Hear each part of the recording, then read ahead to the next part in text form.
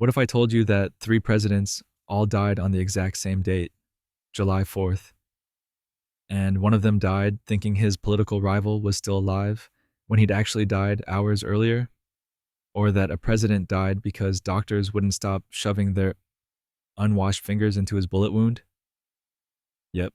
Behind every marble monument and solemn portrait, America's presidents died in ways that were tragic, bizarre, poetic, and occasionally just really, really dumb. So here's what we're doing. Over the next few hours, we're walking through every single presidential death from George Washington to Jimmy Carter. Before we begin, if you enjoy falling asleep to the darker, weirder corners of history, narrated with a healthy dose of reality, consider subscribing. Hit the like button if your thumb isn't already too relaxed. And if you actually make it through all 40 presidents without drifting off, congratulations, you have concerns. Now get comfortable. Dim that screen. Maybe grab some water. We're going to be here a while. Starting with the guy who survived a revolution but couldn't survive his own doctors. George Washington's final bloodletting. George Washington, the man who could not tell a lie and who led America to independence, met his end in a way that feels almost absurd by modern standards. In December of 1799, Washington woke up with a sore throat. Just a sore throat. The kind of thing you'd gargle salt water for today and maybe take a sick day. But this was the 18th century, when medical science was less science and more, let's try stuff and see what happens. Washington's doctors, convinced they knew best, decided the solution to his throat infection was to drain his blood. Not a little bit, a lot. Over the course of about 12 hours, they removed nearly half of his blood supply, somewhere between 80 and 100 ounces. They also blistered his throat with toxic substances and made him gargle vinegar. Because apparently, the treatment plan was make everything worse. Washington, ever the stoic leader, endured it all without complaint. He even told his doctors, "I die hard, but I am not afraid to go." And go he did. On December 14th, 1799, at the age of 67, the first president of the United States died. Not from the throat infection, but almost certainly from the cure. Modern doctors have since concluded that he likely had acute epiglottitis, a condition that's treatable today with antibiotics. Instead, he got medieval bloodletting. The irony is thick. The man who survived bullets whizzing past him during the Revolutionary War, who endured brutal winters and impossible odds, was taken down by doctors with sharp objects and questionable theories. His final words were reportedly, "'Tis well," which is either deeply philosophical or a man just ready to escape his physicians. Washington's death shocked the nation. People mourned the loss of their founding father, unaware that the real villain wasn't disease, it was the medical profession. Bloodletting remained a popular treatment for decades afterward because apparently nobody connected the dots. But, of course, Washington wasn't the only founding father to go out in dramatic fashion.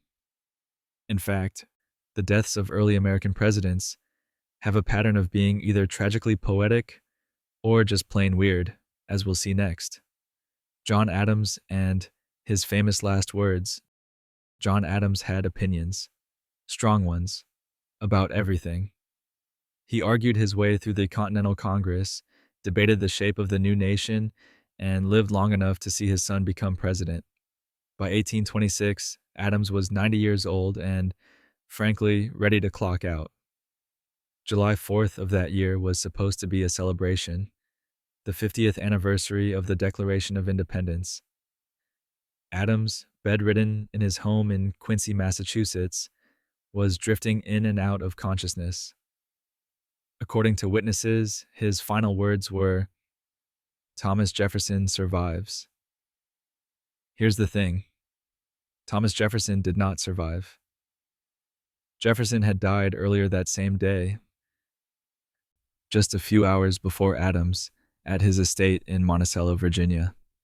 The two men, once close friends, then bitter rivals, then friends again through decades of correspondence, managed to die on the exact same day, on the exact anniversary of the document they both helped create.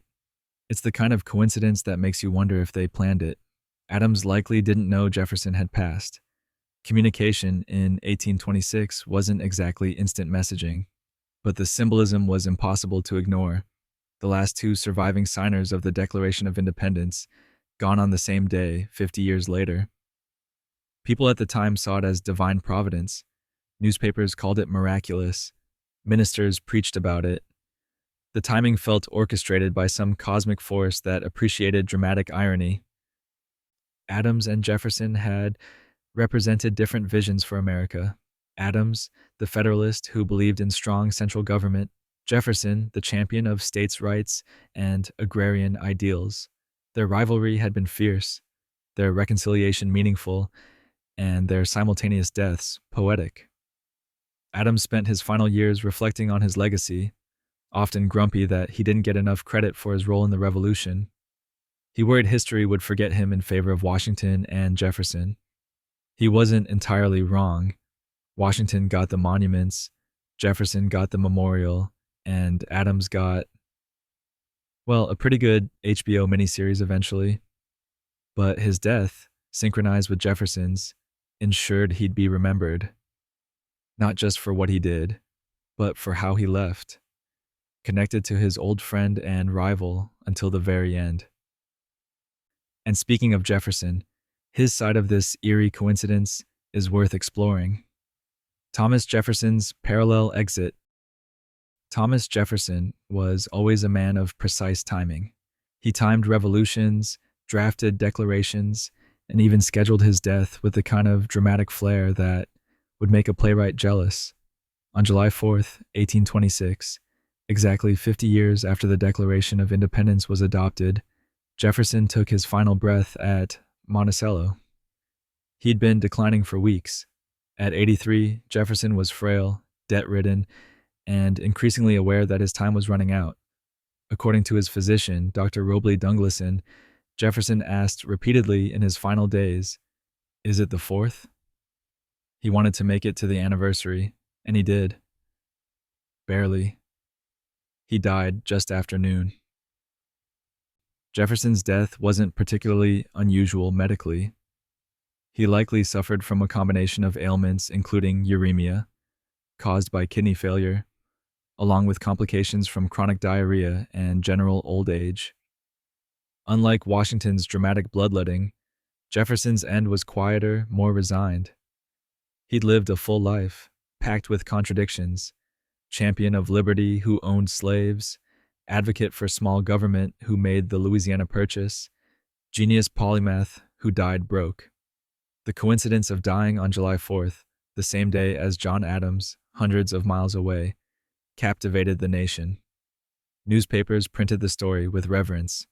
It felt like the closing of an era, the last link to the founding generation severing on the most symbolically appropriate day possible. Jefferson had spent his final years corresponding with Adams. Their letters filled with reflections on philosophy, politics, and mortality.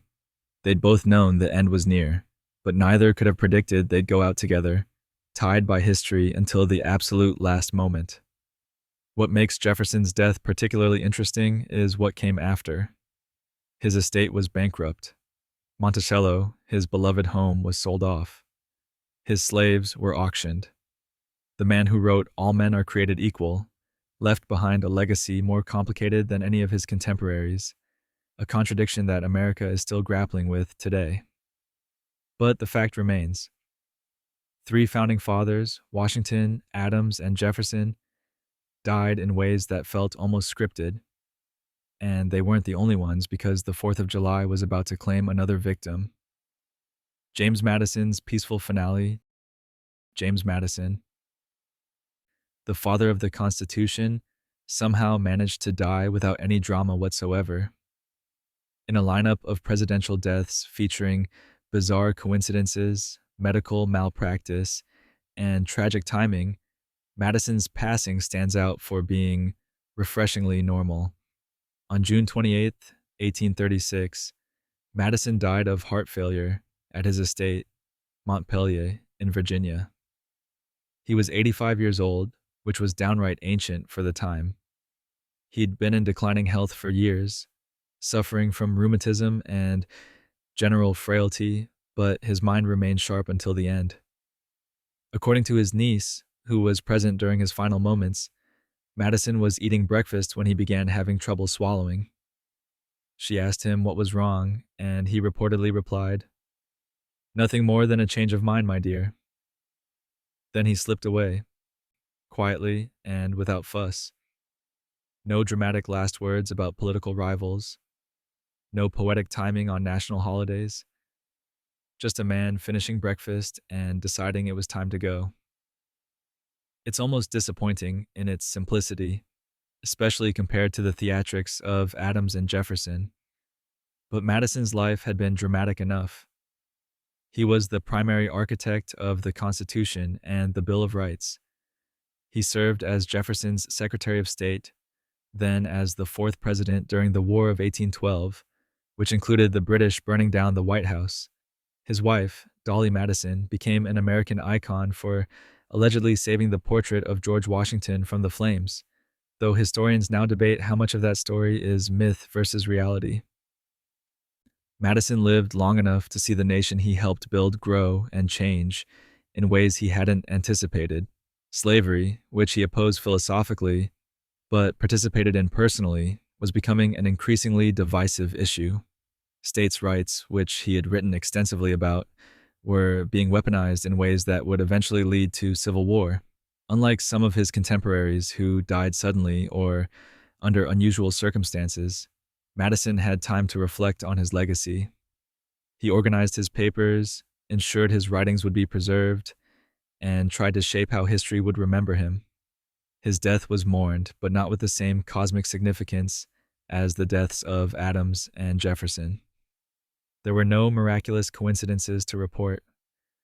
Just an old man who helped create a nation, lived to see it flourish, and then quietly bowed out.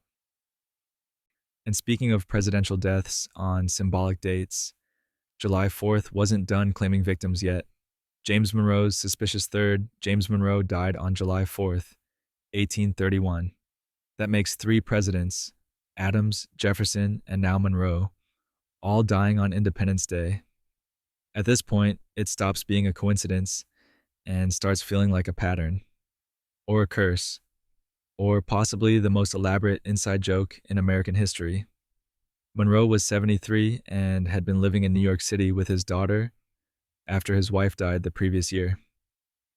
He'd been in poor health for a while, suffering from what was likely tuberculosis and general debility.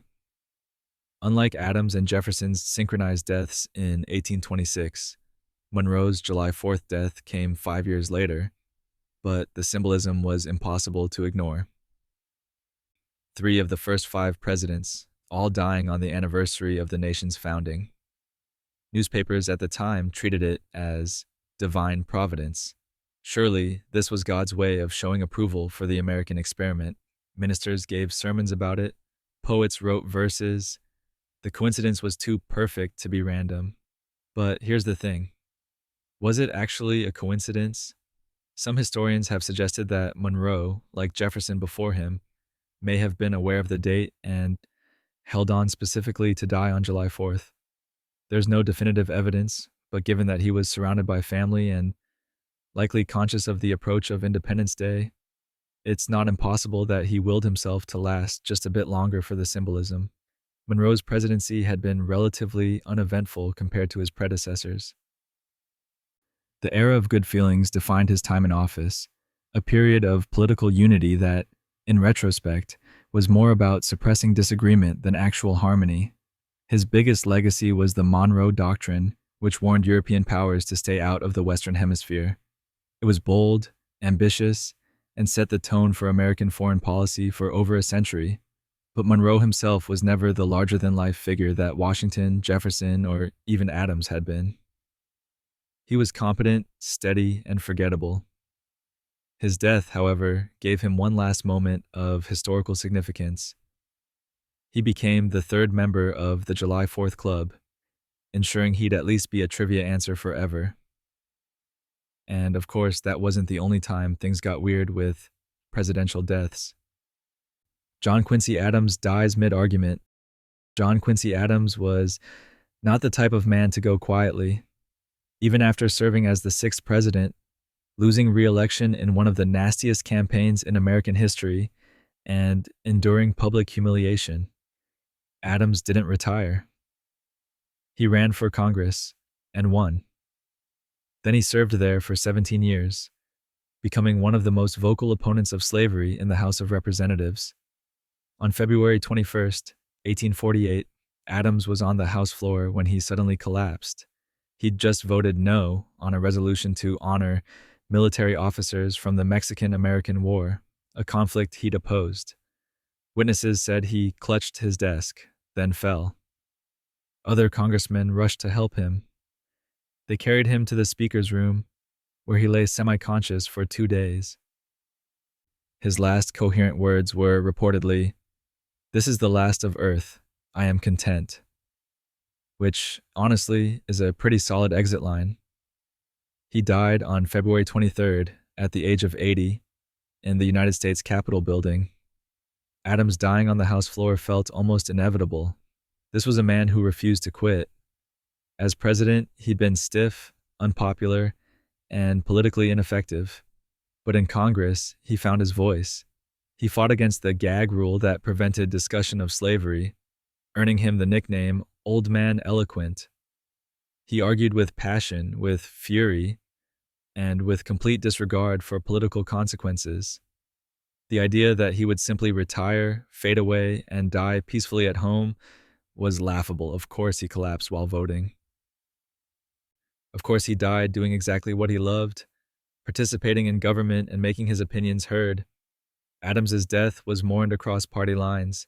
Even his political enemies respected his dedication and tenacity. The House adjourned in his honor, and his funeral was one of the largest Washington had ever seen. His legacy is complicated. As president, he was a failure. As a congressman, he was a hero. As a human, he was deeply flawed, bitter, vindictive, and prone to self-pity. But he was also principled, courageous, and willing to sacrifice popularity for what he believed was right. And speaking of presidents who were complicated, let's talk about Andrew Jackson. Andrew Jackson's defiant demise. Andrew Jackson did not die peacefully. But then again, Andrew Jackson didn't do anything peacefully. The man was shot, stabbed, and brawled his way through life. So it's only fitting that his death was a long, painful, drawn-out affair involving multiple organ failures and sheer stubbornness. By June 8th, 1845, Jackson was 78 years old and falling apart. He had tuberculosis. He had dropsy, which is what they called edema back then, massive fluid buildup that caused swelling throughout his body. He had chronic pain from old bullet wounds that never properly healed. He had dysentery. Basically, his body was done, but Jackson refused to acknowledge it. He spent his final days at his estate, the Hermitage, in Tennessee, surrounded by family. According to those present, he remained lucid and opinionated until the very end, which tracks perfectly for a man who once beat an assassin with his cane after the assassin's pistols misfired. Jackson's last words were reportedly, "I hope to meet you all in heaven, both white and black," which is a sentiment that sounds nice until you remember this is the guy who owned over 100 slaves and orchestrated the Trail of Tears, forcibly removing thousands of Native Americans from their land, resulting in thousands of deaths. His death was mourned by his supporters, who saw him as a champion of the common man and a war hero. His detractors, however, were less sentimental. To them, Jackson was a tyrant, a murderer, and a symbol of everything wrong with American expansion and power. Medically speaking, Jackson's death wasn't mysterious. He'd been shot twice in duels, carried bullets in his body for decades, and basically treated his health the way he treated his enemies, with aggressive disregard. The tuberculosis alone should have killed him years earlier. The dropsy made his final months agonizing, but Jackson, ever defiant, held on longer than anyone expected. His funeral was massive. Thousands attended, cannons fired, speeches were given, and Andrew Jackson was buried in his garden at the Hermitage, next to his beloved wife Rachel, who had died years earlier. Partly, he believed, due to the vicious attacks on her character during his presidential campaign. Love him or hate him, Jackson's impact on America was undeniable, but not every president left such a dramatic mark. Some, like the next guy, just sort of faded. Martin Van Buren's quiet departure. Martin Van Buren died the way he lived, quietly, without much fanfare, and with most people having already forgotten about him. On July 24th, 1862, Van Buren passed away at his home in Kinderhook, New York, at the age of 79, from complications related to asthma and heart failure. His death was so low-key that it barely made headlines. The country was in the middle of the Civil War. Battles were raging, soldiers were dying, and nobody had the bandwidth to care about the 8th president's demise. Van Buren, ever practical, probably wouldn't have been surprised. Van Buren's presidency, from 1837 to 1841, is mostly remembered for the Panic of 1837, an economic disaster that tanked his popularity and made him a one-term president. It wasn't entirely his fault. The financial crisis was triggered by policies from Andrew Jackson's administration, but Van Buren got the blame because he was in charge when everything fell apart. After losing re-election to William Henry Harrison in 1840, Van Buren tried to mount political comebacks. He ran for president again in 1848 as the Free Soil Party candidate, opposing the expansion of slavery into new territories. He didn't win, but it showed he had principles, even if his political instincts were never quite sharp enough. In his later years, Van Buren retired to his estate, Lindenwald, and lived a relatively peaceful life. He watched the nation descend into civil war, his worst fears about slavery tearing the country apart coming true. He died just over a year into the war, spared from seeing the full carnage that followed. Van Buren's legacy is one of competence without charisma. He was skilled, experienced, and knowledgeable about politics. He just wasn't inspiring. His nickname was the Little Magician for his political maneuvering, but also Martin Van Ruin for presiding over an economic collapse. His death was marked by small obituaries and polite acknowledgments. No dramatic coincidences, no poetic timing. Just an old man with asthma and a tired heart, slipping away while the country burned. It was honestly very on brand. But not every president got to die of natural causes in old age, as we'll see with the next unfortunate soul. William Henry Harrison's fatal fashion choice. William Henry Harrison holds the record for the shortest presidency in American history. 31 days. And the reason he died? Pneumonia. And the reason he got pneumonia? Because he refused to wear a coat during his inauguration. On March 4th, 1841, Harrison stood outside in cold, wet weather and delivered the longest inaugural address in history. 1 hour and 45 minutes. 8,445 words. He wanted to prove he was vigorous, capable, and not too old for the job. He was 68, which made him the oldest president elected at that time. So he gave this marathon speech in freezing rain without a coat or hat because he thought it made him look tough.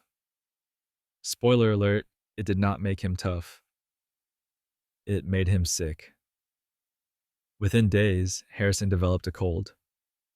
That cold turned into pneumonia. And on April 4th, 1841, exactly 1 month after taking office, Harrison died. His last words were reportedly directed at his doctor, but meant for his vice president, John Tyler. Sir, I wish you to understand the true principles of the government. I wish them carried out. I ask nothing more. Modern historians debate whether the inauguration actually caused his death. Pneumonia takes time to develop, and it's possible Harrison was already ill or contracted the infection later. But the narrative stuck. President refuses coat, gives long speech, dies from pneumonia. It's too perfect a cautionary tale to let facts get in the way. Harrison's death created a constitutional crisis. Nobody knew what happened when a president died in office. Did the vice president become president or just acting president? John Tyler asserted that he was fully president, setting the precedent that still stands today.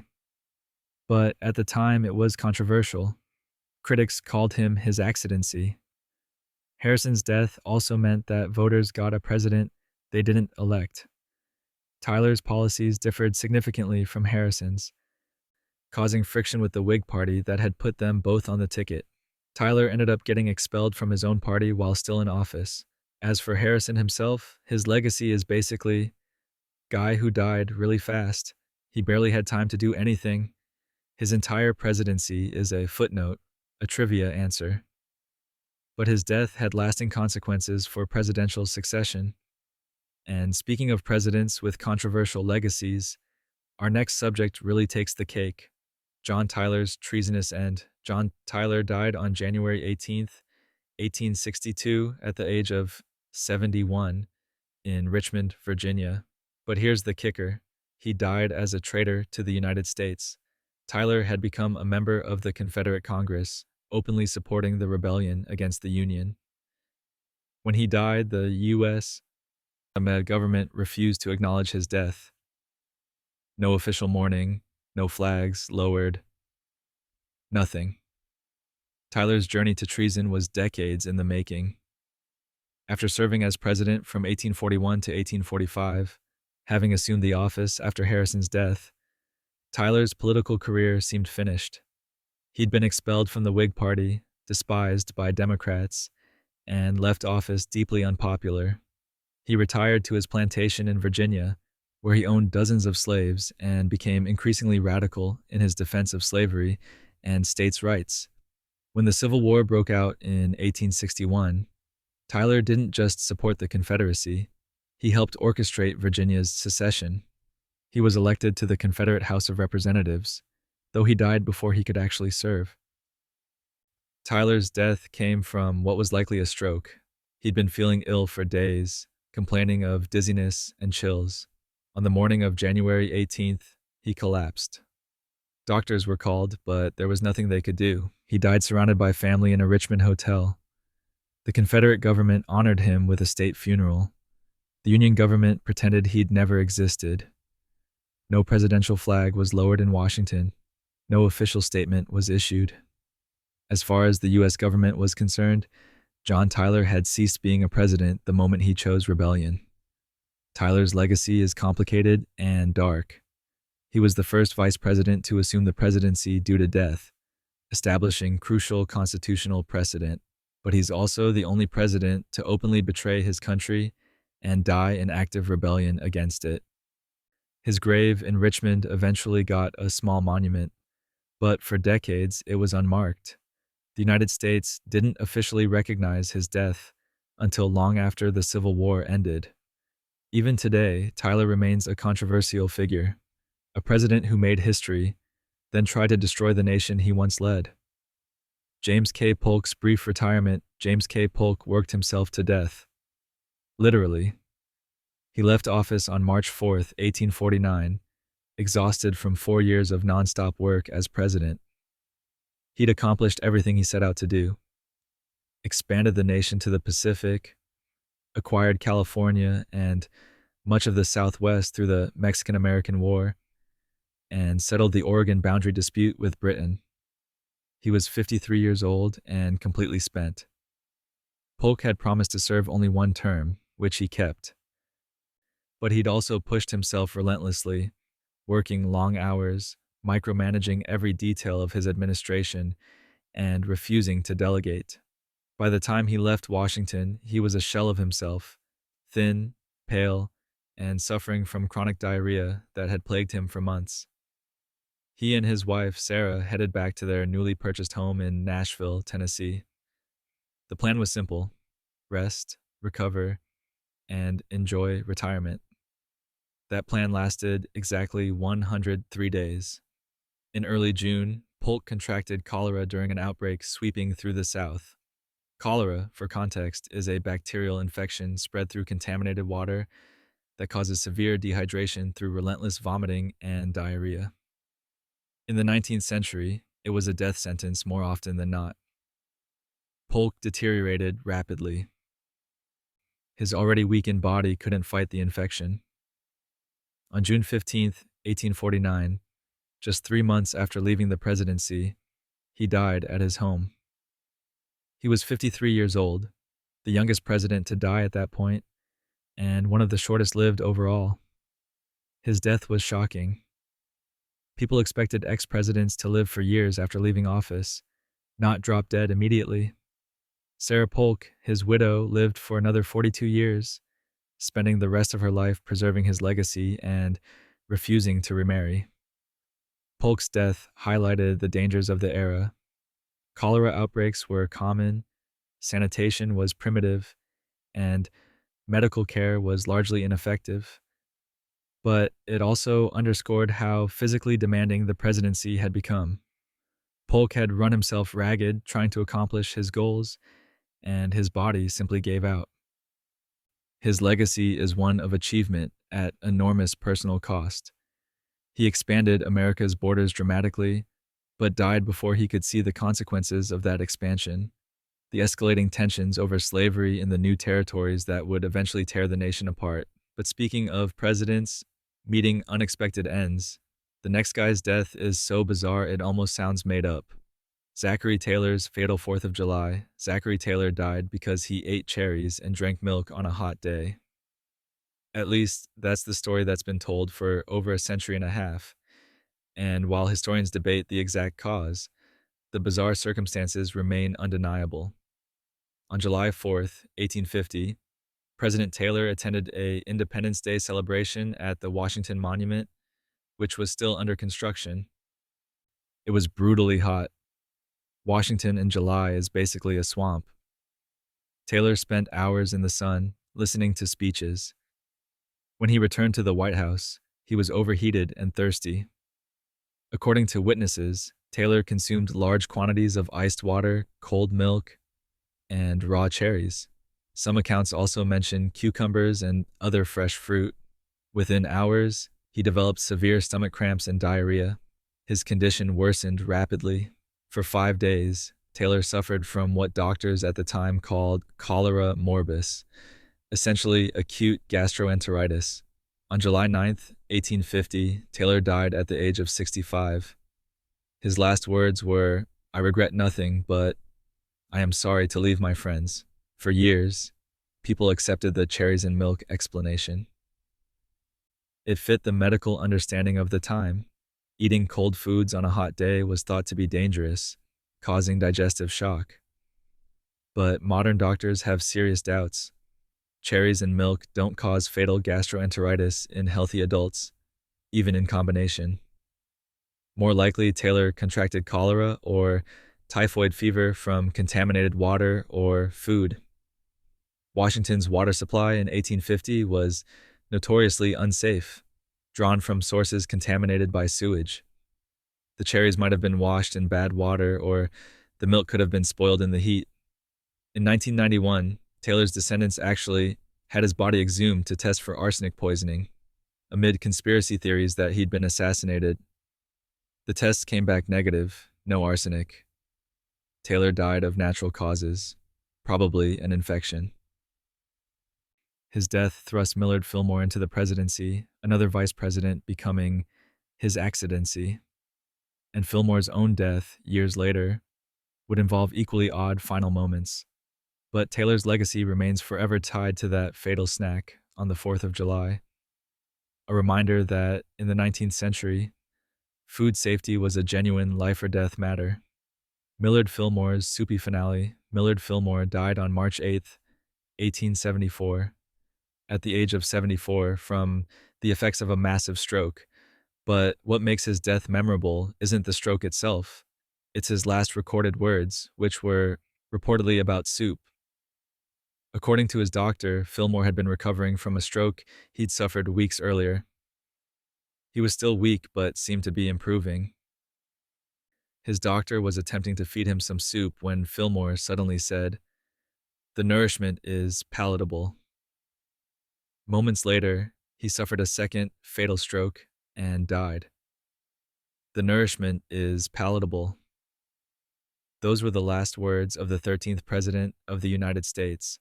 Not profound reflections on liberty, not stirring messages for future generations, just a clinical observation about soup being edible. It's almost comically bland, which is fitting for Fillmore, a man whose entire presidency was defined by compromise and caution. He'd become president after Zachary Taylor's death in 1850 and immediately aligned himself with the Compromise of 1850, which included the Fugitive Slave Act, a law that required Northerners to return escaped slaves to their owners. The Fugitive Slave Act destroyed Fillmore's political career. Abolitionists hated him. Free Soilers abandoned him. Even his own Whig Party declined to nominate him for re-election in 1852. He tried running again in 1856 as the Know-Nothing Party candidate, an anti-immigrant, anti-Catholic party, and lost spectacularly. After that, Fillmore retired to Buffalo, New York, where he lived a quiet life for nearly 2 decades. He remarried after his first wife died, helped found the Buffalo Historical Society, and largely stayed out of politics. During the Civil War, he supported the Union, but opposed Lincoln's methods, making him unpopular with both sides. By the time he died in 1874, most people had forgotten he'd ever been president. His obituaries were brief. His funeral was attended but not crowded. He was buried in Buffalo's Forest Lawn Cemetery, where his grave remains to this day. Fillmore's legacy is one of forgettable mediocrity interrupted by controversial decisions. He wasn't evil, just ineffective. He wasn't malicious, just weak. And his last words, clinical, precise, and utterly unremarkable, captured exactly who he was. But not every president faded quietly into history. Some, like the next one, spiraled downward in far more dramatic fashion. Franklin Pierce's alcoholic decline. Franklin Pierce drank himself to death. There's no delicate way to put it. The 14th President of the United States died on October 8th, 1869, from cirrhosis of the liver, the direct result of decades of heavy alcohol consumption. He was 64 years old and had been in declining health for years. Pierce's life had been marked by tragedy long before his presidency. He and his wife, Jane, lost all 3 of their sons. The first 2 died in infancy and early childhood. The third, 11-year-old Benny, died in a train accident just weeks before Pierce's inauguration in 1853. Pierce and Jane witnessed the accident. Benny was decapitated in front of them. Jane Pierce never recovered emotionally.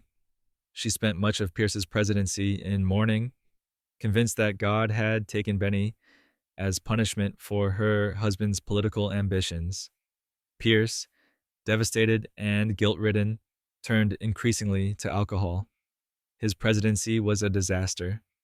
Pierce supported the Kansas-Nebraska Act, which allowed new territories to decide whether to permit slavery through popular vote.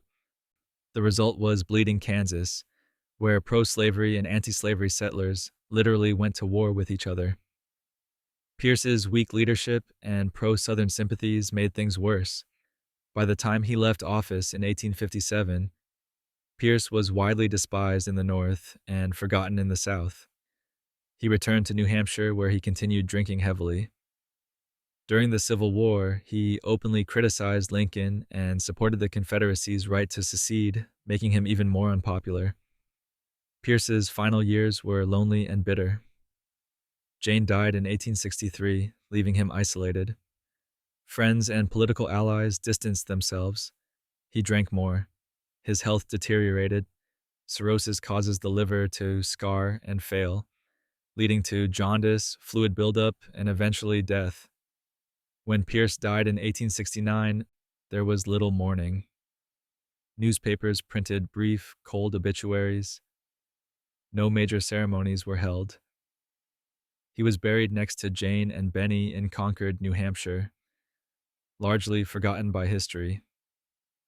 Pierce's story is a tragedy compounded by weakness.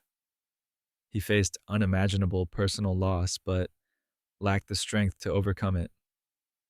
And speaking of presidents who left behind complicated legacies and failed nations, let's talk about James Buchanan. James Buchanan's catastrophic legacy.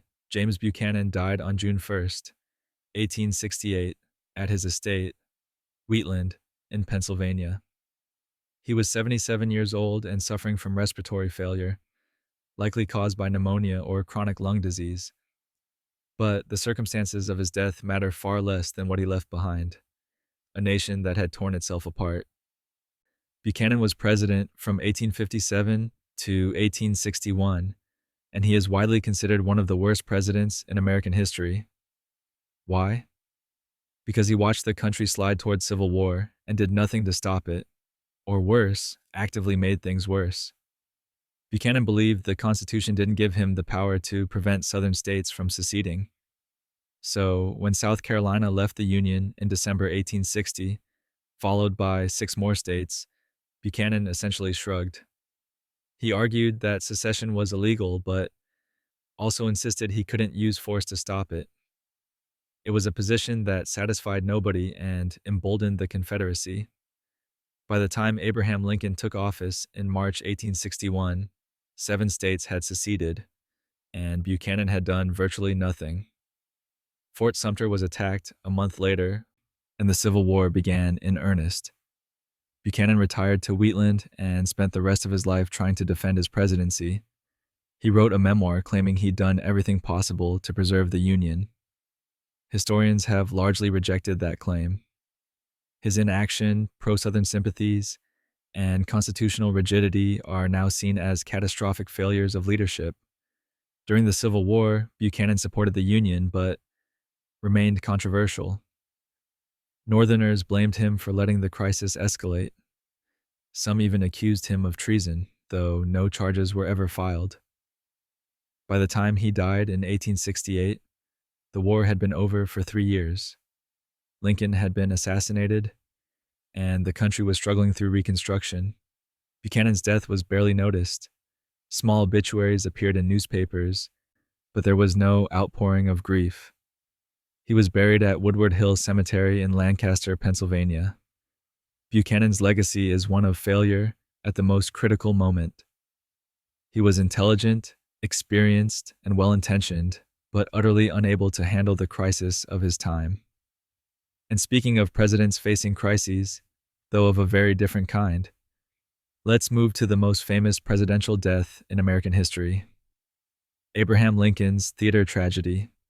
Abraham Lincoln was shot on April 14th, 1865, at Ford's Theater in Washington, D.C., while watching a play called Our American Cousin. He died the next morning, April 15th, at 7:22 a.m., becoming the first American president to be assassinated. The details are so well known they've become part of American mythology, but the facts are still staggering. John Wilkes Booth, a 26-year-old actor and Confederate sympathizer, entered Lincoln's box at the theater around 10:15 p.m. Lincoln was sitting with his wife, Mary, and their guests, Major Henry Rathbone and his fiancée, Clara Harris. Booth knew the layout of the theater. He'd performed there before. He also knew the play and timed his attack for a moment when the audience would be laughing. Booth shot Lincoln once in the back of the head with a Derringer pistol. The bullet entered behind Lincoln's left ear and lodged behind his right eye, destroying brain tissue. Lincoln slumped forward, unconscious. Booth then stabbed Major Rathbone, leaped from the box to the stage, breaking his leg in the process, and shouted, "Sic semper tyrannis." thus always to tyrants, before fleeing. Lincoln was carried across the street to a boarding house, where he was laid diagonally across a bed that was too short for his 6'4" frame. Doctors worked through the night, but there was nothing they could do. The bullet had caused irreversible brain damage. Lincoln never regained consciousness. He died at 7:22 a.m. on April 15th, surrounded by cabinet members, doctors, and his son, Robert. Mary was too distraught to be in the room. Secretary of War Edwin Stanton reportedly said, "Now he belongs to the ages."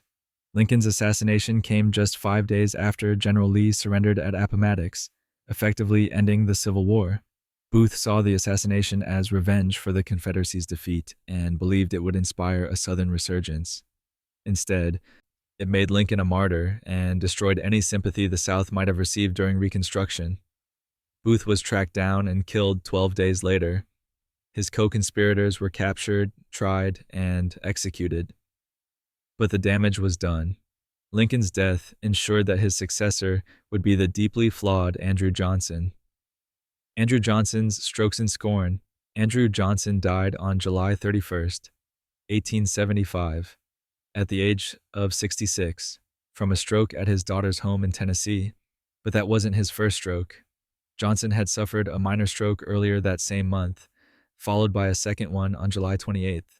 The third stroke on July 31st was massive and fatal. Johnson's death came at a time when he was attempting yet another political comeback. After serving as Lincoln's vice president and then becoming president after the assassination, Johnson had one of the most disastrous presidencies in American history. He clashed constantly with Congress over Reconstruction, opposed civil rights for freed slaves, and was impeached by the House of Representatives in 1868. The Senate acquitted him by a single vote. After leaving office in 1869, Johnson returned to Tennessee, bitter and resentful, but he couldn't stay away from politics. He ran for Senate in 1869, lost. Ran for the House in 1872, lost. Finally, in 1875, Tennessee's legislature elected him to the U.S. Senate, making him the only former president to serve in the Senate after leaving the White House. Johnson gave one speech in the Senate in March 1875, attacking President Grant's Reconstruction policies. Then he returned to Tennessee for the summer recess.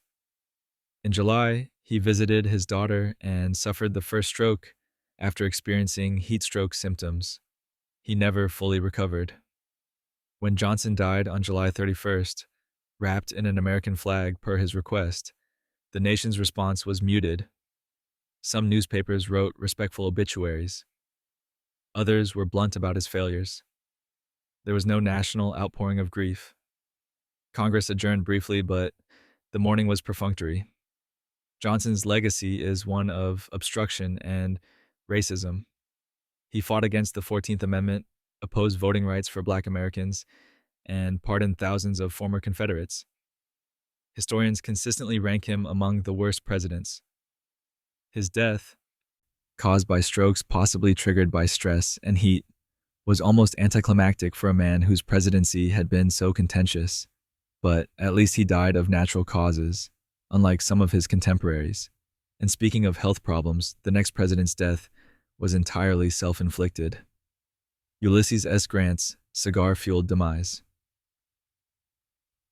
Ulysses S. Grant died on July 23, 1885, at the age of 63, from throat cancer. The direct cause? Smoking an estimated 20 cigars per day for decades. Grant's cancer was brutal, painful, and entirely preventable, but in the 1800s, nobody connected smoking with cancer. By the time doctors figured out what was wrong, it was too late. Grant first noticed symptoms in the fall of 1884, a persistent sore throat and pain while swallowing. Doctors initially misdiagnosed it as something minor, but by early 1885, the cancer had spread. A biopsy confirmed the worst: carcinoma of the throat, inoperable, and terminal. Grant was also broke. After leaving the presidency in 1877, He'd invested heavily in a financial firm that collapsed in 1884, wiping out his life savings. He was desperate to provide for his wife, Julia, and their children. So, dying of cancer and in constant agony, Grant did something remarkable. He wrote his memoirs. Mark Twain, a friend of Grant's, offered to publish the book and guaranteed Julia would receive the royalties. Grant accepted. For the final year of his life, Grant wrote obsessively, racing against death. He described every battle of the Civil War in meticulous detail, analyzing strategy and offering insights, even as the cancer destroyed his throat, making it impossible to speak or eat without excruciating pain. He kept writing. By June 1885, Grant couldn't speak at all. He communicated through written notes. He was in constant pain, barely sleeping, surviving on liquid morphine. But he finished the manuscript just days before he died. Grant died at a cottage in Mount McGregor, New York, where he'd moved seeking relief from the summer heat. His final written note, addressed to his doctor, read, "I do not sleep, though I sometimes doze a little. If up, I am talked to, and in my efforts to answer cause pain." He died peacefully on the morning of July 23rd. His memoirs became a bestseller, earning Julia nearly $500,000, equivalent to millions today. The book is still considered one of the finest military memoirs ever written. Grant saved his family financially and cemented his legacy, even as cancer destroyed him from within. Rutherford B. Hayes's romantic exit. Rutherford B. Hayes died on January 17th, 1893, at the age of 70. From complications following a heart attack he'd suffered 3 days earlier while traveling by train. But what made his death particularly poignant were his last words, which were entirely about his late wife, Lucy. Hayes and Lucy had been married for nearly 40 years when she died suddenly in 1889 from a stroke. Hayes was devastated. They'd been genuinely close, unusual for a political marriage of that era. Lucy had been an active First Lady, the first with a college degree, and a strong advocate for temperance and social causes. She'd banned alcohol from the White House, earning her the nickname Lemonade Lucy. After Lucy's death, Hayes withdrew from public life. He focused on humanitarian work, supporting education for African Americans and veterans' causes. But he was lonely. He wrote frequently in his diary about missing Lucy, about wishing to join her.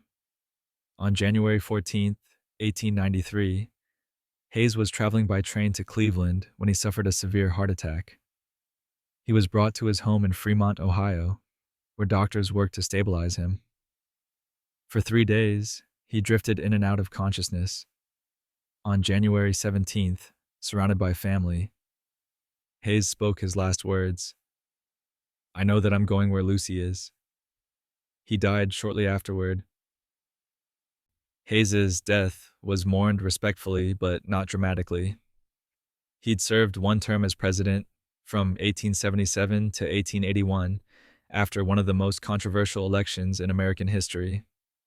The Compromise of 1877 had given him the presidency in exchange for ending Reconstruction, effectively abandoning Black Americans in the South to Jim Crow laws. His legacy is complicated: decent personal character, questionable political decisions. But his death was genuinely touching. A man who had lived through war, political scandal, and public service, ending his life with thoughts only of reuniting with his beloved wife. It's a reminder that presidents, despite their power and historical significance, are still human. They love, they grieve, and they die like everyone else. But not everyone dies peacefully after a heart attack. Some, like the next president, die slowly and painfully from wounds that never should have been fatal. James A. Garfield's medical murder. James A. Garfield was shot on July 2nd, 1881, at a Washington train station by Charles Guiteau, a delusional office seeker who believed God told him to kill the president. Garfield died 80 days later, on September 19th, 1881. But here's the thing, the bullet probably didn't kill him. His doctors did. Guiteau fired 2 shots. The first grazed Garfield's arm. The second hit him in the back, lodging near his spine. Garfield fell but remained conscious. He was lucid, talking to those around him, and the wound, while serious, wasn't immediately fatal. If he'd received proper care, he likely would have survived. Instead, his doctors killed him through incompetence. 16 different doctors examined Garfield over the next 2.5 months. Almost all of them stuck their unwashed fingers into the wound, probing for the bullet. This was 1881. Germ theory was known in Europe, but American doctors largely ignored it. Joseph Lister had proven that sterilization saved lives, but Garfield's doctors didn't believe in invisible germs. They turned a potentially survivable gunshot wound into a massive, infected nightmare. Garfield developed sepsis. Pus-filled abscesses formed throughout his body. He lost nearly 100 pounds, wasting away, as infection ravaged him. Alexander Graham Bell even invented a crude metal detector to find the bullet, but Garfield's doctors had him lying on a bed with metal springs, which interfered with the device. The bullet was never successfully located. Garfield spent his final weeks in agony, moved to the New Jersey shore in hopes the sea air would help. It didn't. He died on September 19th, 80 days after being shot, from a massive heart attack triggered by infection and blood poisoning. Guiteau was tried, convicted, and hanged. He insisted he didn't kill Garfield. The doctors did. And he wasn't entirely wrong. Modern analysis of Garfield's wounds and treatment confirms that with proper care, he probably would have survived. Garfield's death led to reforms in presidential security and, eventually, improvements in American medical practices. But those reforms came too late for him. A president killed not by an assassin's bullet, but by 19th century medicine's arrogant ignorance. Chester A. Arthur's quiet decline. Arthur died on November 18th, 1886, at the age of 57 from kidney disease and a cerebral hemorrhage. The kidney disease, specifically Bright's disease, a form of chronic nephritis, had been killing him slowly for years. Arthur knew he was dying throughout most of his presidency, but he kept it secret from almost everyone. Arthur became president in September 1881 after Garfield's assassination. He'd been a machine politician from New York, known for patronage and corruption. Nobody expected much from him.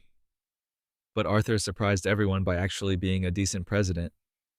He supported civil service reform, modernized the Navy, and generally acted with integrity, possibly because he knew he didn't have much time left. By 1883, Arthur's health was noticeably declining. He suffered from nausea, fatigue, and the telltale signs of kidney failure. He tried to hide it, maintaining his elegant appearance and refined manners. Arthur was known as the best-dressed president, fastidious about fashion and decor. But underneath the stylish suits, he was deteriorating. Arthur didn't seek re-election in 1884. He knew he couldn't physically handle another term, though he never publicly admitted the real reason. After leaving office in March 1885, he returned to New York City and largely withdrew from public life. His final months were spent quietly at his home on Lexington Avenue. The kidney disease progressed, causing severe swelling, high blood pressure, and eventually cardiovascular complications. On November 16, 1886, Arthur suffered a cerebral hemorrhage, a stroke caused by the strained kidney disease placed on his blood vessels. He lingered for 2 days, mostly unconscious, before dying on the morning of November 18th. His final words, spoken to his son, were reportedly simple and resigned. No grand statements, no political reflections, just a tired man ready to go. Arthur's funeral was modest. He was buried in Albany Rural Cemetery in New York. History has been relatively kind to him. He exceeded expectations and showed that even machine politicians could rise above their origins when given responsibility. But his death highlighted how many presidents served while seriously ill. hiding their conditions from the public and even their own administrations. It was a pattern that would continue for decades, though not every president managed to keep their health issues quite so secret. And speaking of presidents with complicated health situations, the next one had a rather unique presidential journey. Grover Cleveland's second farewell. Grover Cleveland died on June 24th, 1908, at his home in Princeton, New Jersey, from a heart attack. He was 71 years old and had been suffering from heart disease and kidney problems for several years. His last words were reportedly, "I have tried so hard to do right." Cleveland holds a unique place in presidential history. He's the only president to serve two non-consecutive terms, making him both the 22nd and 24th president. He served from 1885 to 1889, lost re-election to Benjamin Harrison, then came back and won in 1893, serving until 1897. That second term was brutal. Cleveland inherited an economic disaster, the Panic of 1893, one of the worst depressions in American history. Banks failed, unemployment soared, and labor strikes turned violent. Cleveland's response was harsh. He broke strikes, supported the gold standard, and alienated his own Democratic Party. By the time he left office in 1897, he was deeply unpopular. Cleveland retired to Princeton, where he lived quietly for the next 11 years. He bought a large house called Westland Mansion, befriended university professors, and wrote articles and essays. He avoided politics mostly, though he occasionally commented on issues. His health declined gradually, heart problems, digestive issues, the usual ailments of aging. In early 1908, Cleveland's health worsened significantly. He suffered from severe heart disease and kidney complications. By June, he was bedridden. On the morning of June 24th, he suffered a massive heart attack and died quickly. Cleveland's funeral was large, but not overwhelmingly so. He was respected more than loved. His legacy is complicated, honest and principled, but also stubborn and occasionally cruel in his policies. He opposed corruption, but also opposed labor rights. He believed in limited government, but used federal power to break strikes. His death marked the end of an era. He was the last president born before the 1840s, the last to have served in the 19th century, though Theodore Roosevelt was still alive. Cleveland represented old-school Democratic politics, conservative and business-friendly, before the party's progressive transformation. But not every president from that era had such a long retirement. Some, like Benjamin Harrison, barely got a few years before illness claimed them too. Benjamin Harrison's pneumatic end. Benjamin Harrison died on March 13th, 1901, at his home in Indianapolis, Indiana, from pneumonia. He was 67 years old and had been sick for about a week before the infection overwhelmed him. It was a classic presidential exit. Pneumonia killed more 19th century Americans than almost any other disease, and ex-presidents were no exception. Harrison had been the 23rd president, serving one term from 1889 to 1893. He defeated Grover Cleveland in 1888, despite losing the popular vote, then lost to Cleveland in a rematch in 1892. His presidency was competent but uninspiring.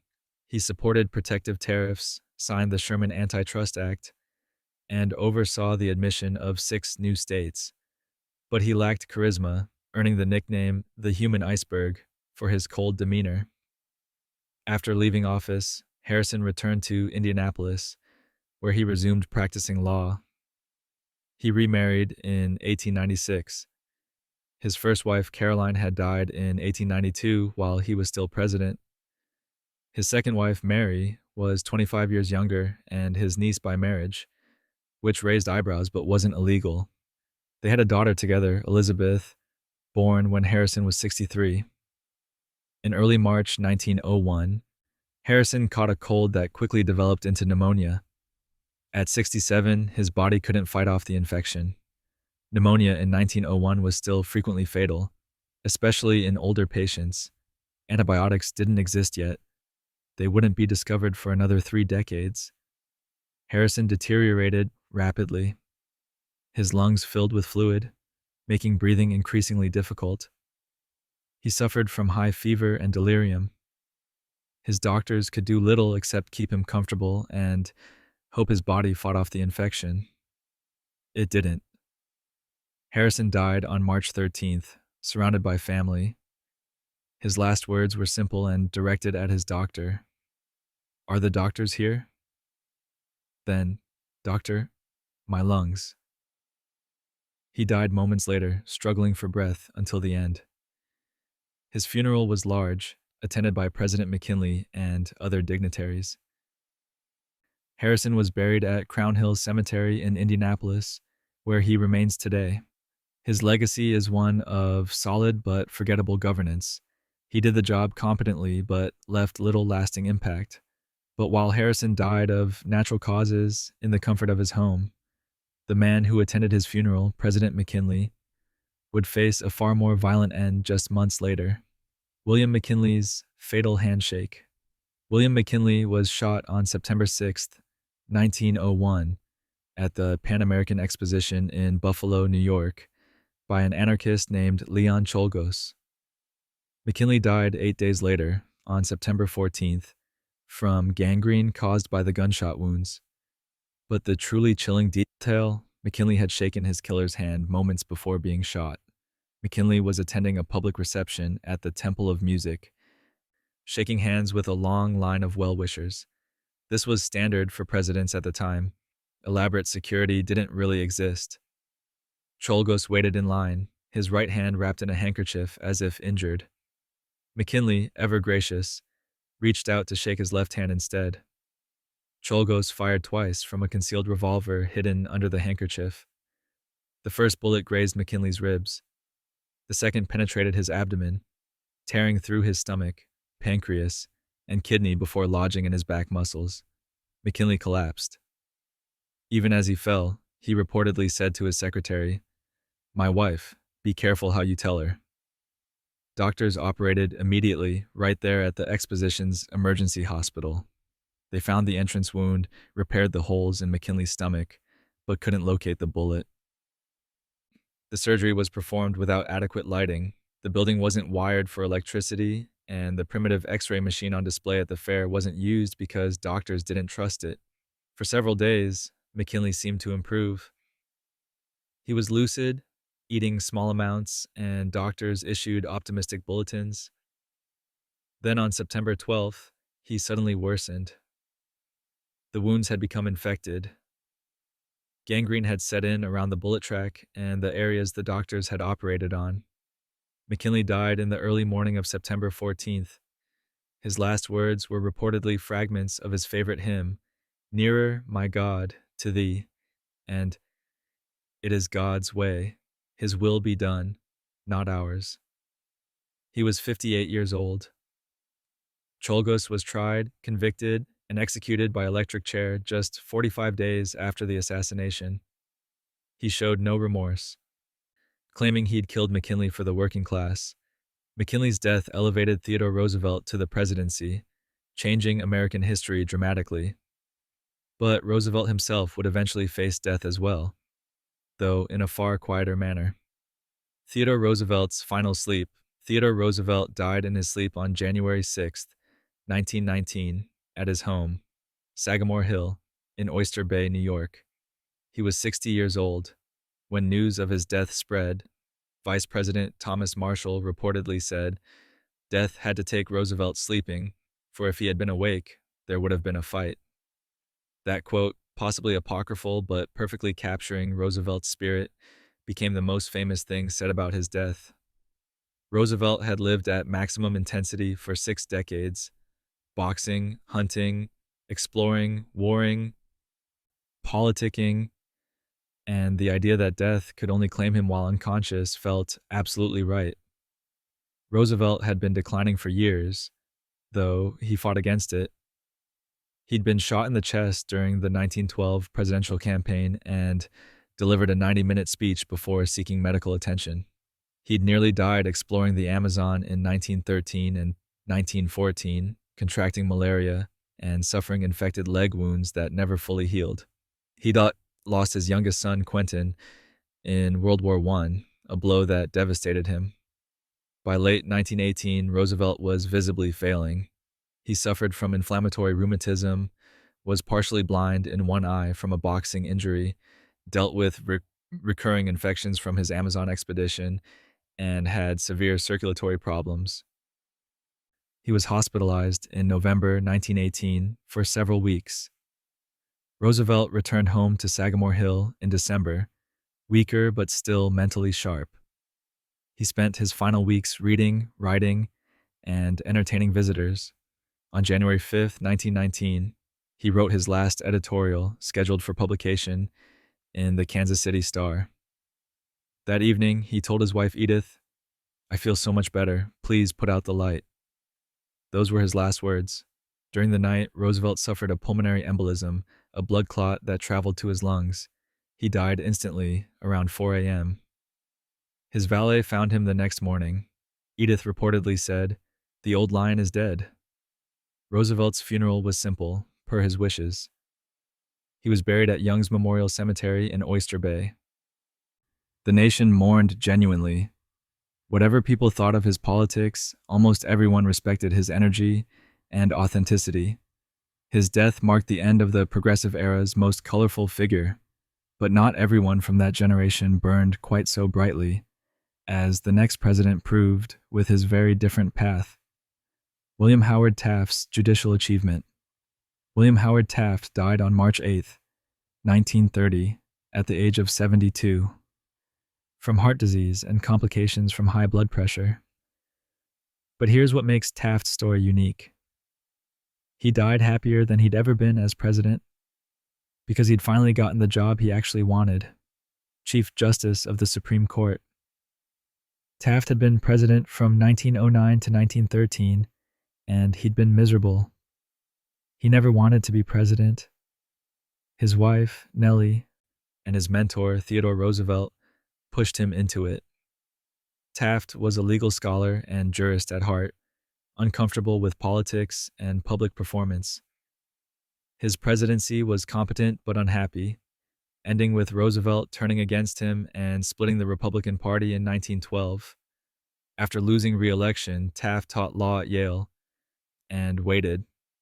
What he wanted, what he'd always wanted, was to be Chief Justice. In 1921, President Harding nominated him, and Taft finally got his dream job. He served for 9 years, longer than he'd been president, and loved every minute. Taft modernized the Supreme Court, pushed for the construction of the Supreme Court building, which was completed after his death, and worked to improve the federal judiciary system. He was in his element, writing opinions, analyzing law, building consensus among his colleagues. This was what he was meant to do. But his health was failing. Taft had always struggled with weight. He'd weighed over 300 pounds for most of his adult life. The weight contributed to heart disease, high blood pressure, and sleep apnea. By 1929, his health had deteriorated so badly that he could barely function. On February 3, 1930, Taft resigned from the Supreme Court, the first and only Chief Justice to retire. He was dying, and he knew it. He lived just one more month. On March 8, 1930, Taft died at his home in Washington from heart failure. His funeral was the first for a president or Chief Justice to be held at the U.S. Capitol. He was buried at Arlington National Cemetery, one of only 2 presidents interred there, the other being Kennedy, who was buried there decades later. Taft's legacy is mixed as president, but strong as Chief Justice. He found his calling late, but made the most of it. And speaking of presidents who served during transformative times, the next one faced challenges that literally broke him. Woodrow Wilson's stroke in secrecy. Woodrow Wilson died on February 3, 1924, at his home in Washington, D.C., from complications of the massive stroke he'd suffered more than 4 years earlier. He was 67 years old. But the story of Wilson's death really begins with that stroke. On October 2, 1919, an event that was hidden from the American public and resulted in his wife essentially running the executive branch. Wilson had been president since 1913. He'd led America through World War I, championed the League of Nations, and envisioned a new world order. But the stress of negotiating the Treaty of Versailles, traveling constantly to rally support for the League, and fighting with Senate Republicans broke his health. On October 2nd, 1919, while still president, Wilson suffered a massive stroke that left him paralyzed on his left side and partially blind. The White House immediately covered it up. The official story was that Wilson was exhausted and needed rest. The truth, that the president was incapacitated, was hidden from Congress, the cabinet, and the public. Wilson's wife, Edith, took control. She acted as gatekeeper, deciding who could see the president and which documents he'd review. She claimed she was merely relaying Wilson's wishes, but historians have long debated how much power she actually exercised. Some call her the first female president, others insist she was just protecting her husband. Wilson remained president until March 1921, though he was barely functional for the last 17 months of his term. He never fully recovered. After leaving office, he lived quietly in Washington, bitter about the Senate's rejection of the League of Nations and convinced history would vindicate him. Wilson's health continued declining. He was essentially bedridden, weak, and frail. On February 3rd, 1924, he died from a combination of factors: cardiovascular disease worsened by the stroke, kidney failure, and general physical collapse. His funeral was modest. He was buried at Washington National Cathedral, the only president entombed in the nation's capital. His legacy is deeply controversial, visionary in foreign policy but racist domestically, having re-segregated federal offices and screened the KKK film Birth of a Nation at the White House. But if Wilson's death was complicated by secrecy and lingering questions, the next president's death was surrounded by even darker rumors and mysteries. Warren G. Harding's mysterious hotel death. Warren G. Harding died on August 2nd, 1923, in a hotel suite in San Francisco. The official cause was listed as apoplexy, either a stroke or a heart attack, but no autopsy was performed, and Harding's wife, Florence, refused to allow one, fueling conspiracy theories that persist to this day. Here's what we know for certain. Harding and Florence were on a cross-country speaking tour called the Voyage of Understanding. Harding had been president since 1921, and his administration was already crumbling under the weight of multiple scandals: Teapot Dome, illegal alcohol sales, bribery in the Veterans Bureau. Harding's friends, the Ohio Gang, had turned the White House into a hub of corruption. By the time Harding reached San Francisco, he was exhausted and ill. He'd been suffering from what doctors called ptomaine poisoning, probably food poisoning, and cardiac symptoms. On August 2nd, Florence was reading to him in their suite at the Palace Hotel when he suddenly convulsed and died. It happened quickly, some accounts say within seconds. The official story: Harding suffered either a cerebral hemorrhage or a heart attack, but Florence's refusal to allow an autopsy sparked immediate speculation. Was it really natural causes? Had Florence poisoned him to spare him from scandal? Had someone else murdered him? Was it suicide?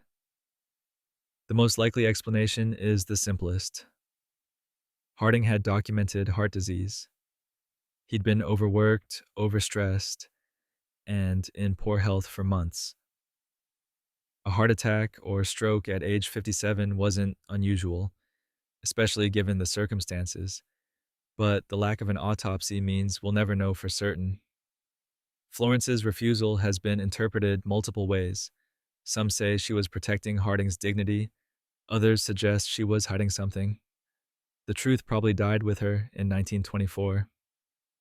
Harding's funeral was elaborate, with a national period of mourning. But as more scandals emerged posthumously, his reputation collapsed. Today, Harding is consistently ranked among the worst presidents, his death overshadowed by the corruption and incompetence of his administration. And speaking of presidents with unique deaths, the next one managed to die in a way that perfectly matched his personality. Calvin Coolidge's silent end. Calvin Coolidge died on January 5th, 1933, at his home in Northampton, Massachusetts, from coronary thrombosis, basically a heart attack. He was 60 years old, and the manner of his death was perfectly on brand for a man nicknamed Silent Cal. He died alone, quickly, without making a fuss. Coolidge had been president from 1923 to 1929, ascending to the office after Harding's death. His presidency was defined by small government, tax cuts, and prosperity. The Roaring Twenties happened on his watch. He chose not to run for re-election in 1928 with the cryptic statement, "I do not choose to run." Typical Coolidge, minimal words, maximum mystery. After leaving office, Coolidge retired to Northampton, where he wrote his autobiography and occasional newspaper columns. But he was a changed man. The death of his 16-year-old son, Calvin Jr., in 1924 from blood poisoning after a blister from playing tennis became infected, had broken something in him. Coolidge later wrote, "When he died, the power and the glory of the presidency went with him." By 1933, Coolidge was depressed and isolated. He watched the Great Depression destroy the prosperity he'd presided over, and he blamed himself for not seeing the warning signs. His health declined. He suffered from digestive problems, heart issues, and general melancholy. On the morning of January 5th, 1933, Coolidge went to his dressing room to shave. When he didn't appear for lunch, his wife Grace went looking for him. She found him on the floor, dead. He'd suffered a massive heart attack and died instantly, probably while shaving or shortly after. His death was sudden and private, just as he would have wanted. No lingering illness, no deathbed scenes, no dramatic last words. Just silence. Coolidge's funeral was simple. He was buried in Plymouth Notch Cemetery in Vermont in a plain grave with a simple headstone. No elaborate monument, no grand statements. Perfectly silent Cal. His legacy is debated. Supporters credit him with prosperity and restraint. Critics argue his hands-off approach enabled the reckless speculation that caused the Depression, but everyone agrees he was authentic, genuinely quiet, genuinely modest, genuinely uninterested in grandstanding. And speaking of the Depression, the man who presided over its worst years and got blamed for everything somehow lived to see it all pass. Herbert Hoover's long survival. Herbert Hoover died on October 20th, 1964, at the age of 90, in his suite at the Waldorf Towers in New York City.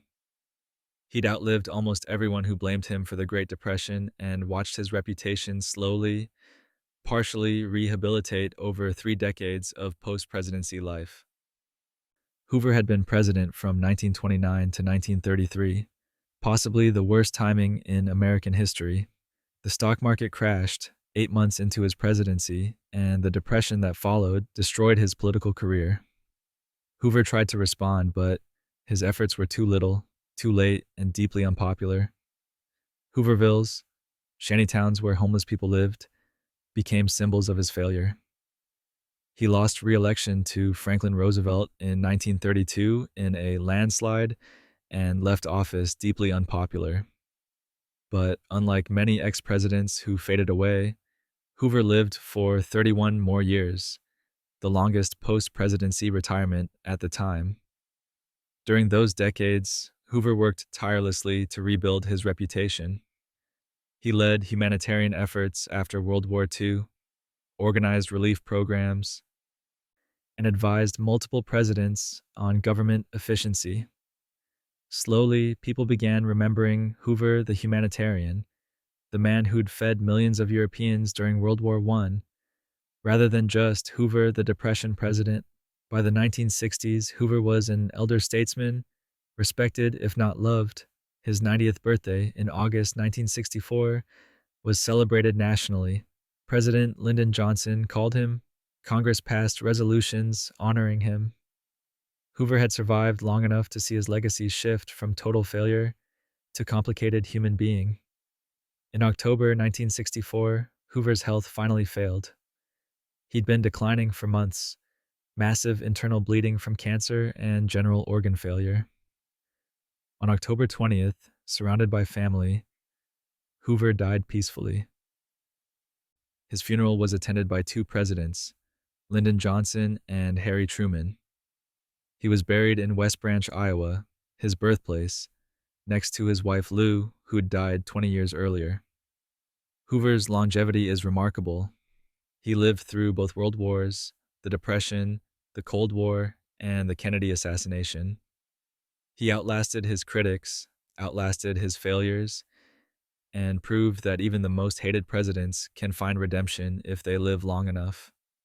Franklin D. Roosevelt's Warm Springs farewell. Franklin Delano Roosevelt died on April 12, 1945, at the Little White House in Warm Springs, Georgia, from a massive cerebral hemorrhage. He was 63 years old and serving his fourth term as president. According to witnesses, his Scottish Terrier, Fala, was nearby when it happened. Roosevelt had gone to Warm Springs seeking rest and relief from the burdens of leading America through World War II.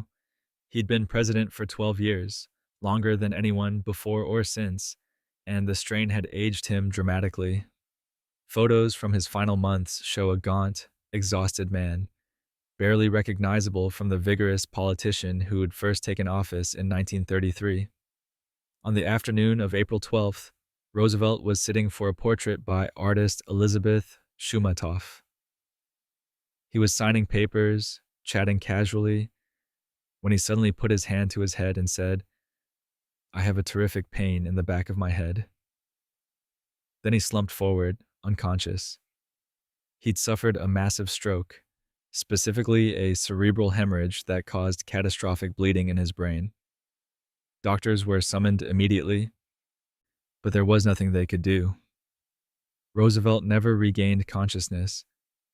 He died at 3:35 p.m., less than 2 hours after the hemorrhage began. The news shocked the world. Roosevelt had led America through the Depression and most of World War II. Victory in Europe was just weeks away. Hitler would commit suicide 18 days later, and Germany would surrender on May 8th. Roosevelt came so close to seeing the end, but his body gave out first.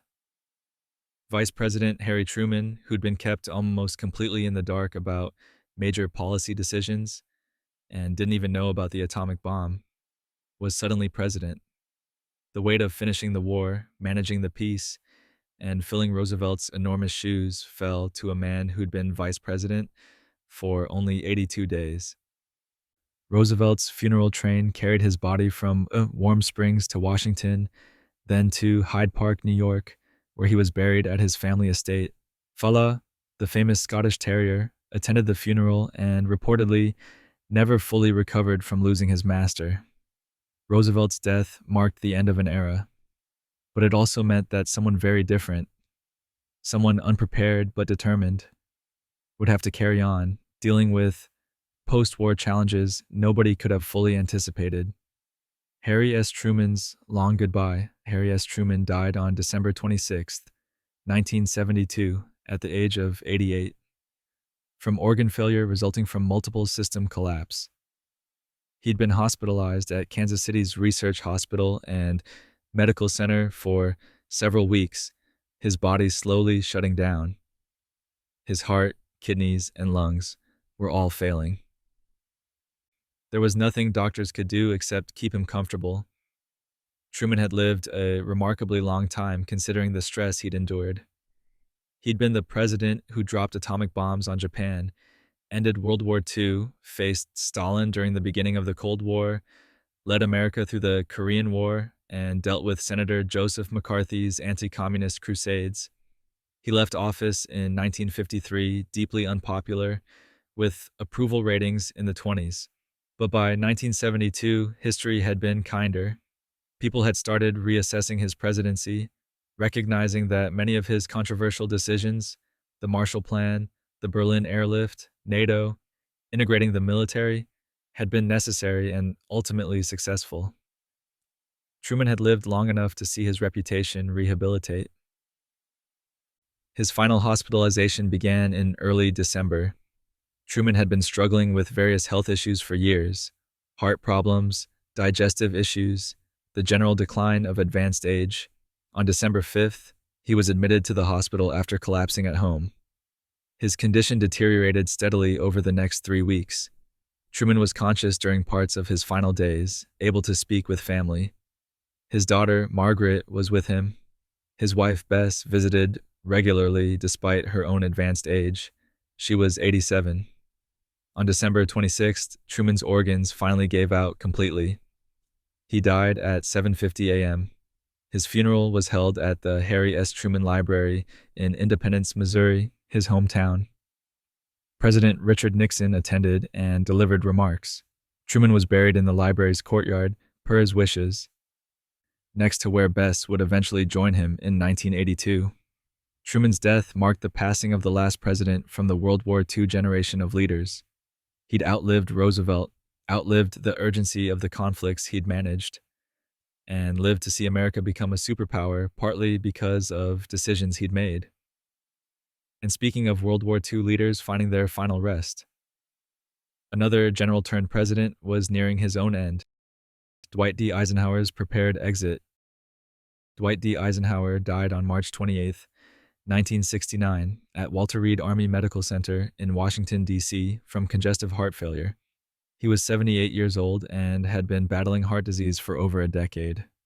His last words to his son, John, were reportedly, "I want to go. God take me." Eisenhower had been sick for a long time. He'd suffered his first heart attack in 1955 while still president, a massive coronary that nearly killed him. He recovered and finished his presidency, but his heart was permanently damaged. Over the next 14 years, he suffered multiple additional heart attacks, each one weakening him further. His final hospitalization began in April 1968, when he suffered yet another heart attack. He remained at Walter Reed for nearly a year, too weak to leave. His heart was failing progressively. Congestive heart failure means the heart can't pump blood effectively, causing fluid buildup in the lungs and throughout the body. Breathing becomes difficult. Energy disappears. The body slowly drowns in its own fluid. Eisenhower faced his decline with characteristic military discipline. He understood what was happening and accepted it. He'd led the D-Day invasion, commanded Allied forces in World War II, and served 2 terms as president. He'd done what he set out to do. Now at 78, with his body failing, he was ready. During his final days, Eisenhower was surrounded by family. His wife, Mamie, was there constantly. His son, John, a military officer, stayed by his side. On March 28th, Eisenhower told John he was ready to go. He died shortly afterward, his heart finally giving out completely after years of struggle. Eisenhower's state funeral was elaborate, befitting his status as both war hero and president. He was buried at the Eisenhower Presidential Center in Abilene, Kansas, in his military uniform, in a simple GI casket, exactly as he'd requested. No fancy coffin, no unnecessary pomp, just a soldier going home. His legacy was one of steady leadership during tense times: the 1950s Cold War, the beginning of the Civil Rights Movement, the interstate highway system. But while Eisenhower died peacefully after a long life, the next president wouldn't be so fortunate. John F. Kennedy's Dallas nightmare. John F. Kennedy was assassinated on November 22, 1963, in Dallas, Texas. He was 46 years old. The entire country stopped breathing. Kennedy was riding in an open convertible through Dealey Plaza with his wife, Jackie, Texas Governor John Connally, and Connally's wife, Nellie. The motorcade was moving slowly, allowing crowds to see the president. At 12:30 p.m., shots rang out. Kennedy was hit twice. The first bullet struck him in the upper back, exited through his throat. The second, and fatal bullet, hit him in the head, causing catastrophic damage to his skull and brain. Governor Connolly was also struck, but survived. Jackie Kennedy, sitting next to her husband, watched it happen. She crawled onto the trunk of the moving car, possibly reaching for a part of Kennedy's skull, before Secret Service agent Clint Hill pushed her back into the seat and shielded both Kennedys with his body. The car raced to Parkland Memorial Hospital. Doctors worked frantically, but Kennedy's head wound was unsurvivable. He was pronounced dead at 1 p.m., 30 minutes after being shot. A priest administered last rites. Within 90 minutes, Vice President Lyndon Johnson was sworn in as president aboard Air Force One, with Jackie Kennedy, still wearing her blood-stained pink suit, standing beside him. She refused to change clothes, saying, "Let them see what they've done." Lee Harvey Oswald was arrested that afternoon for Kennedy's murder. 2 days later, Oswald himself was shot and killed by nightclub owner Jack Ruby on live television, creating a cascade of conspiracy theories that persist 60 years later. Kennedy's funeral was held on November 25th, his birthday. The caisson carrying his casket was drawn by horses through Washington. World leaders attended. His 3-year-old son, John Jr., saluted his father's coffin, an image that became one of the most heartbreaking photographs in American history. Kennedy was buried at Arlington National Cemetery with an eternal flame marking his grave. The nation mourned collectively in a way it hadn't since Lincoln's assassination. Television brought the tragedy into every home, making it feel personal and immediate. Kennedy's death changed America profoundly. The optimism of the early 1960s shattered. Conspiracy theories flourished. Trust in government began its long decline. And Lyndon Johnson, thrust into power, would face his own health crisis years later. Lyndon B. Johnson's fatal heart attack. Lyndon B. Johnson died on January 22, 1973, at his ranch in Stonewall, Texas, from a massive heart attack. He was 64 years old and had been suffering from severe heart disease for decades. His death came suddenly but wasn't entirely surprising. Johnson had essentially been dying slowly since his first heart attack in 1955. Johnson had served as president from 1963 to 1969, ascending after Kennedy's assassination and then winning election in his own right in 1964. His presidency was defined by the Great Society programs, Medicare, Medicaid, civil rights legislation, and by Vietnam, which destroyed his popularity and drove him from office. After leaving the presidency in January 1969, Johnson retired to his Texas ranch. He let his hair grow long, stopped exercising, and resumed smoking heavily after years of abstaining on doctor's orders. He'd suffered multiple heart attacks over his lifetime and had severe heart disease. His doctors had warned him repeatedly, but Johnson ignored them. By January 1973, Johnson was in poor health. He was overweight, smoking 3 packs of cigarettes a day, and experiencing frequent chest pains. On the afternoon of January 22nd, Johnson was alone in his bedroom when he suffered a massive heart attack. He called for help but collapsed before Secret Service agents could reach him. They found him on the floor, unconscious. CPR was attempted while waiting for an ambulance.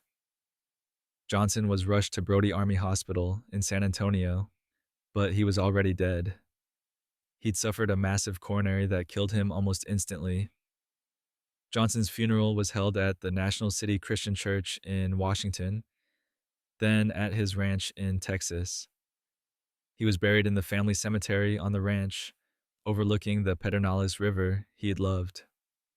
Johnson's legacy is complicated, transformative domestic policy overshadowed by a disastrous war. He'd expanded civil rights, fought poverty, and created safety nets that still exist today. But Vietnam haunted him. In retirement, he reportedly told friends he felt Vietnam had destroyed everything he'd tried to build.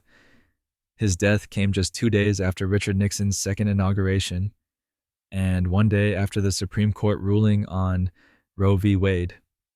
The timing felt symbolic, one era ending as new controversies began. And speaking of Nixon, his own end was still decades away. Richard Nixon's silent stroke. Richard Nixon died on April 22, 1994, at the age of 81, from complications following a massive stroke. He'd suffered the stroke 4 days earlier at his home in Park Ridge, New Jersey. It was, fittingly for Nixon, a quiet death.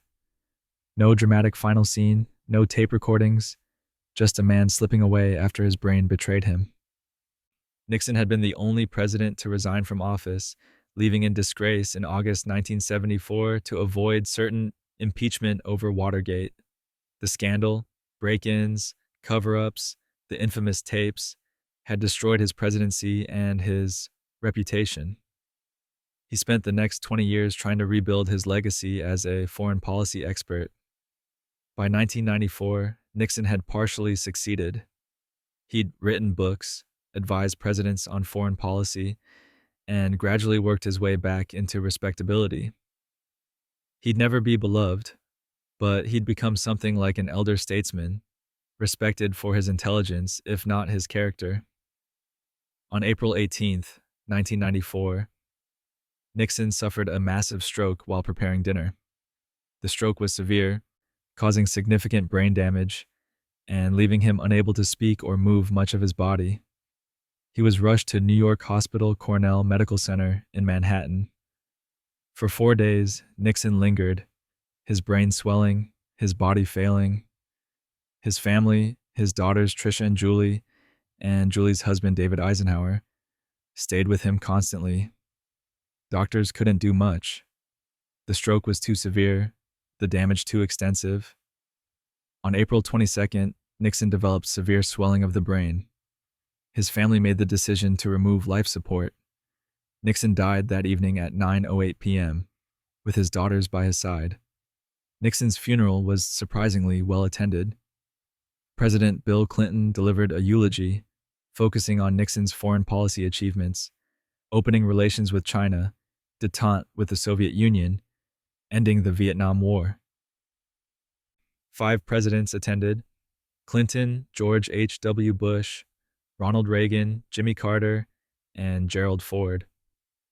Nixon was buried at the Richard Nixon Library in Yorba Linda, California, next to his wife Pat, who died the previous year. His gravestone lists no accomplishments, no titles, just his name and dates. Nixon's death closed a chapter on one of the most controversial presidencies in American history. But his successor, the man who pardoned him, would go on to have a much longer life. Gerald Ford's record longevity. Gerald Ford died on December 26, 2006, at his home in Rancho Mirage, California.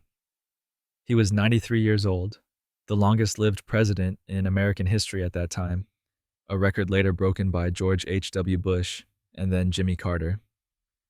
Ford had outlived everyone from his political generation, including the man who put him in the White House, Richard Nixon. Ford's cause of death was listed as arteriosclerotic cerebrovascular disease and diffuse arteriosclerosis. Basically, his cardiovascular system had worn out after 93 years. He'd been declining for several months, experiencing increasing weakness and difficulty with daily activities. Ford had become president in August 1974 without ever being elected president or vice president. He'd been appointed VP after Spiro Agnew resigned, then became president when Nixon resigned. His presidency lasted only 2.5 years, most notably marked by his controversial pardon of Nixon, which likely cost him the 1976 election. After losing to Jimmy Carter, Ford retired to California and lived a remarkably long, healthy life. He remained active well into his 80s, skiing, playing golf, attending events. He became known for his occasional stumbles and falls, famously parodied by Chevy Chase on Saturday Night Live. though Ford himself was actually one of the most athletic presidents, having played college football at the University of Michigan. By 2006, Ford was nearing the end. He'd had several health scares over the previous years: pneumonia, a mild stroke, but had always recovered. In December, his health took a final turn downward. He became weaker, more frail. On December 26th, surrounded by family, Ford died peacefully at home.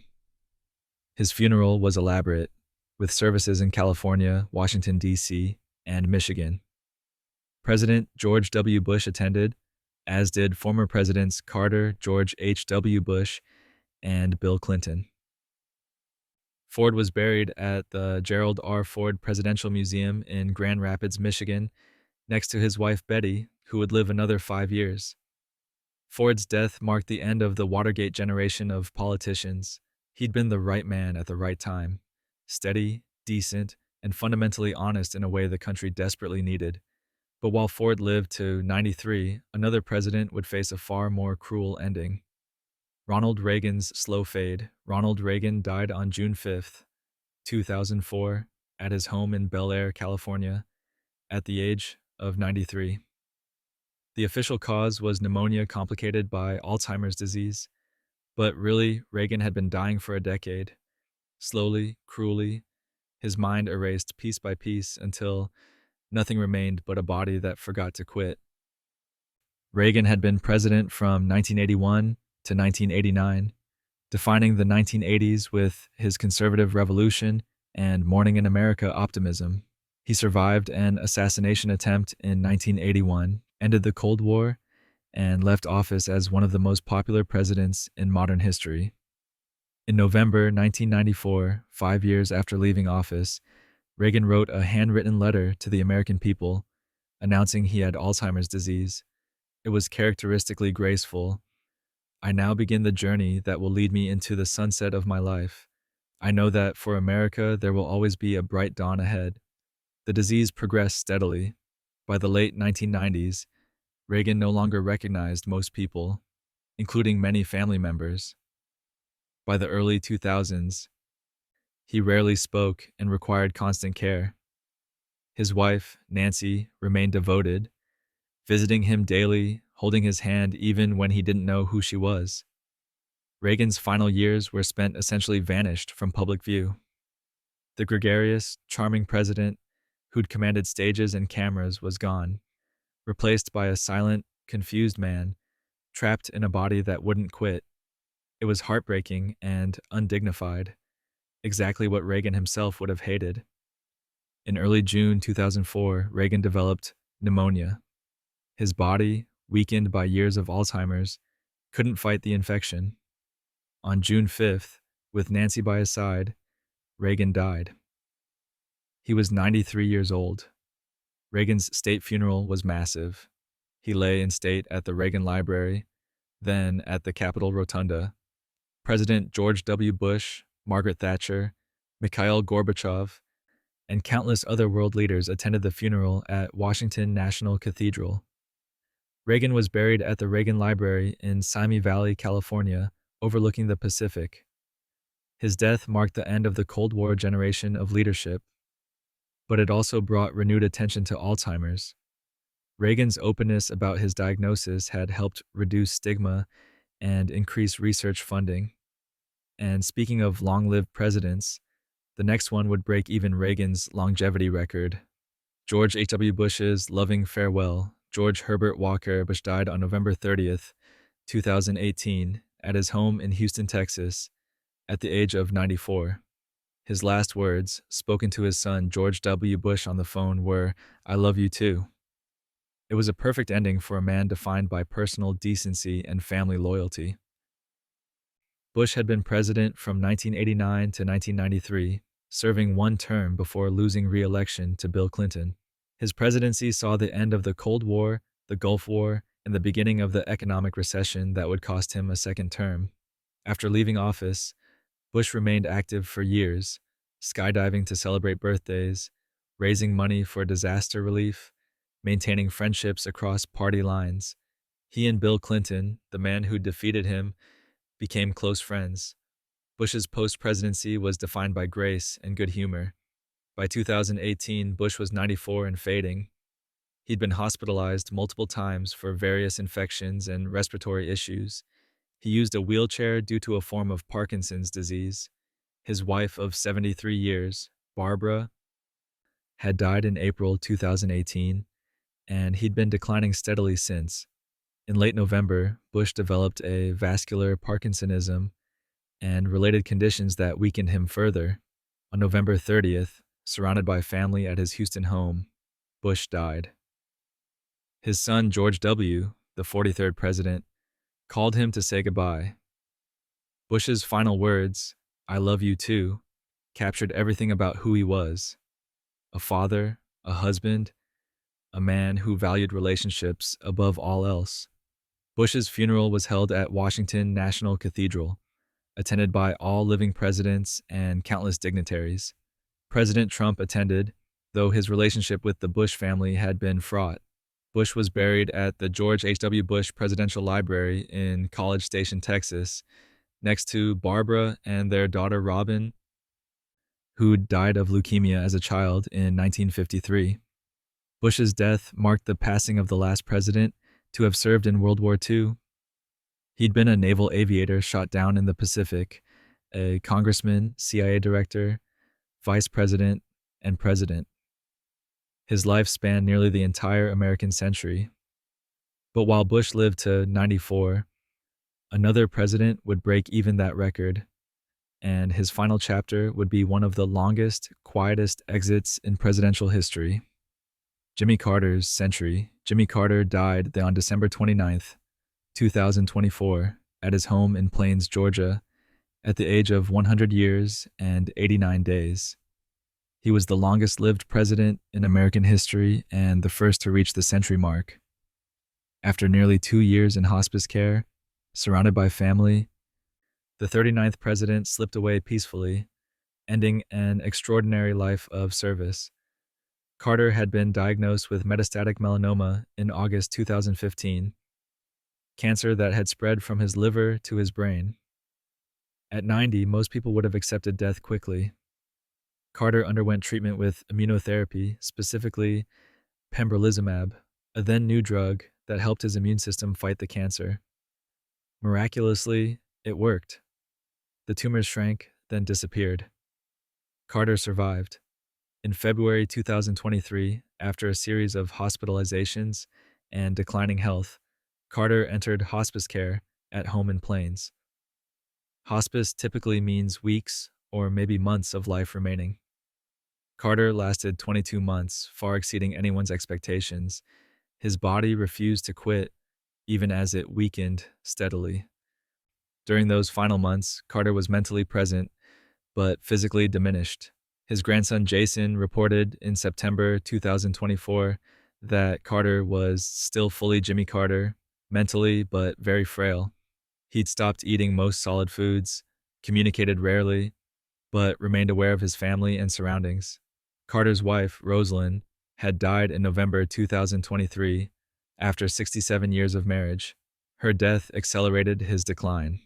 The two had been inseparable, partners in everything from politics to humanitarian work to building houses for Habitat for Humanity. Without her, Carter seemed ready to follow. On December 29th, 2024, Jimmy Carter died. No specific cause was announced, just the accumulated weight of 100 years of living. His son Chip said in a statement, "My father was a hero not only to me, but to everyone who believes in peace, human rights, and unselfish love."